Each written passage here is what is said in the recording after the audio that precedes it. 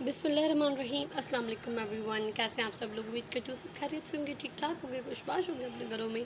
तो welcome back to my YouTube channel सिलाई कढ़ाई एक फ़न।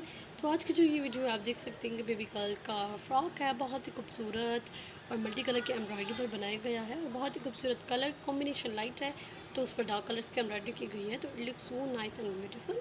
बहुत ही खूबसूरत डिज़ाइनिंग की गई है और बहुत ही खूबसूरत एम्ब्रॉयडरी भी की गई है। बहुत ही प्यारा ड्रेस है, बहुत ही खूबसूरत ड्रेस है। फ़्रॉक की चारों तरफ एम्ब्रॉयडरी थी और इस पर बैलेंस पर एम्ब्रॉयडरी थी, इसके नेक पर एम्ब्रॉयडरी थी, बहुत ही खूबसूरत और प्यारा लग रहा था। इसका बैक भी फुल एम्ब्रॉयडर्ड है, जैसे फ्रंट पर है एज इट इज़ सेम जो है वो बैक पर भी एम्ब्रॉयडरी है और इसके ट्राउज़र पर भी एम्ब्रॉयडरी है। बहुत ही प्यारा पीस है, बहुत ही प्यारा फ्रॉक है। और इससे पहले भी मैंने इसी सेम डिज़ाइन की जो है वो वीडियो अपलोड की हुई है।